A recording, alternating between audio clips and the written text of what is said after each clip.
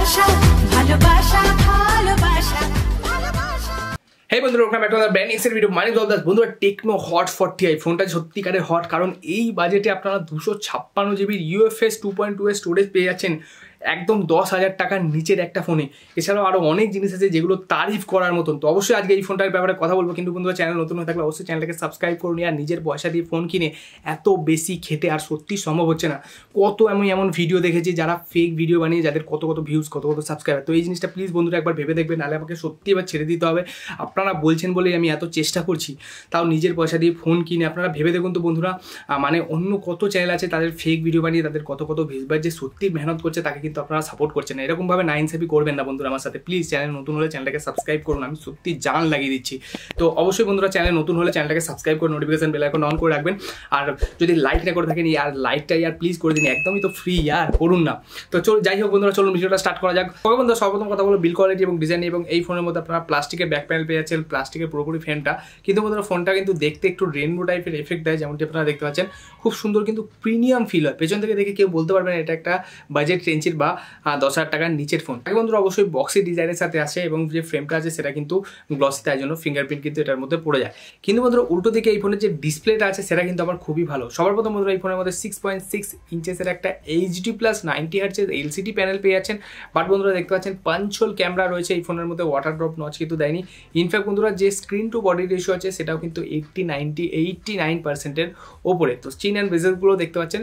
এই budget range অনুযায়ী আমি কমই বলবো, কারণ এই বাজেট রেঞ্জে এর থেকেও বেশি দেখা যায়। বাকি ডিসপ্লের কোয়ালিটি যথেষ্ট ভালো, বটম ফায়ারিং সিঙ্গেল স্পিকার পেয়ে যাচ্ছেন, মাল্টিমিডিয়া এক্সপিরিয়েন্সও যথেষ্ট ভালো। কিন্তু বন্ধুরা এই ফোনের মধ্যে আপনারা কিন্তু HD+ স্ক্রিন, তাই ওয়াইড ওয়াইন L3 সার্টিফিকেশন পান, L1 এর সার্টিফিকেশন কিন্তু এই ফোনটার মধ্যে পান না।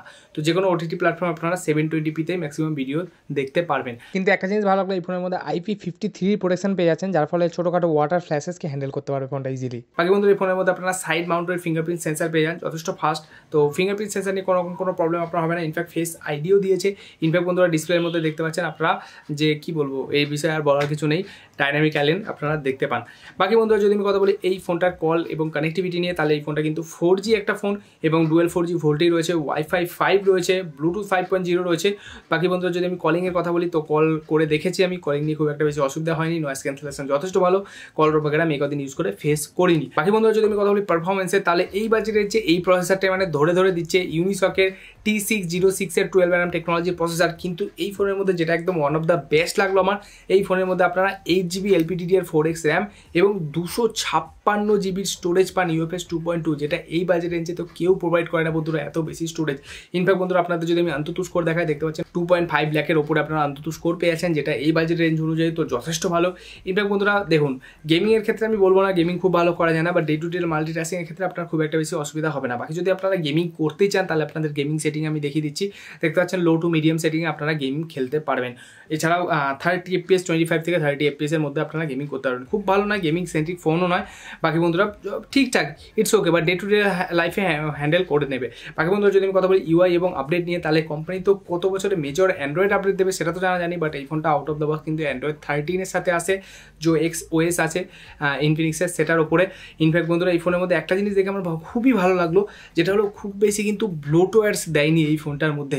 যেমনটি বন্ধুরা দেখতে পাচ্ছেন আছে দু একটা রয়েছে, বাট আগে যেমন ভরে দিত সেটা কিন্তু অনেকটাই কমিয়ে দিয়েছে। ইনফিনিক্স, টেকনো, প্রায় সমস্ত ব্র্যান্ডগুলো এগুলো কিন্তু অনেকটা কমিয়ে দিচ্ছে। তো এটা দেখে থামস আপ। বাকি যদি অ্যান্ড্রয়েড 14 হতো তাহলে কিন্তু খুব ভালো হতো। বাকি যদি আমি কথা বলি ব্যাটারি ব্যাকআপ এবং চার্জিং নিয়ে, তাহলে এই ফোনের মধ্যে কিন্তু 5000 mAh একটা বড় ব্যাটারি প্রোভাইড করেছে। এছাড়া এই ফোনের মধ্যে 18 ওয়াটের আপনারা চার্জারও বক্সের মধ্যে পেয়ে যাচ্ছেন, এবং এই ফোনটাকে 0 to 100% চার্জ করতে প্রায় 1 ঘন্টা 45 মিনিট কিংবা 2 ঘন্টার কাছাকাছি সময় নেয় এই ফোনটা। তো ব্যাটারি ব্যাকআপ এবং চার্জিং নিয়েও আপনার খুব একটা বেশি অসুবিধা হবে না। ফাইনালি বন্ধুরা এবার যদি আমি কথা বলি ক্যামেরাজের ব্যাপারে, তাহলে ক্যামেরাও কিন্তু এই ফোনটার খুবই পাওয়ারফুল, স্পেশালি যে ফ্রন্ট ক্যামেরা আছে সেটা। কারণ বন্ধুরা এই ফোনটার ব্যাকে আপনারা পেয়ে যাচ্ছেন 50 মেগাপিক্সেল একটা মেন সেন্সার, তার সাথে একটা AI লেন্স দিয়েছে, ওটা তো অতটা বেশি ইউজলেস বা বলাই চলে। বাট বন্ধুরা ফ্রন্টে কিন্তু আপনারা 32 মেগাপিক্সেলের সেলফি ক্যামেরা পেয়ে যান। এই বাজেটে মানে 9,000 টাকা তো ছেড়ে দিন, 10,000 টাকার মধ্যেও কিন্তু 32 মেগাপিক্সেলের সেলফি কিন্তু কেউ প্রোভাইড করে না। তাই জন্য বন্ধুরা সেলফি কিন্তু যথেষ্ট ভালো কোয়ালিটি, যথেষ্ট শার্প ইমেজ আপনারা ক্যাপচার করতে পারবেন। এই ফোনটার সেলফিটা কিন্তু আমার খুবই ভালো লেগেছে। বাকি বন্ধুরা পেছনের ব্যাক ক্যামেরাটা একটাই মাত্র লেন্স, যেমনটি বললাম, তো ইটস ওকে, ঠিকঠাক, খুব একটা বেশি ভালো না বা খুব একটা বেশি খারাপও না। কিছু স্যাম্পল আপনাদের স্ক্রিনে স্ক্রিনে দিয়ে দিচ্ছি, দেখতেই পাচ্ছেন। তো আপনারা যদি একদম ডিটেলে ক্যামেরা টেস্ট দেখতে চান অবশ্যই আমাকে জানাবেন, আমি চেষ্টা করবো অবশ্যই এর উপরে একটা ডিটেলের রিভিউ এনে দেওয়ার।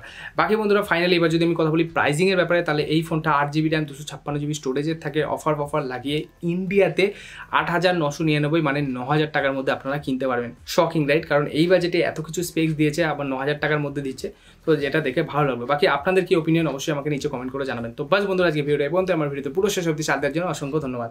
Bye bye.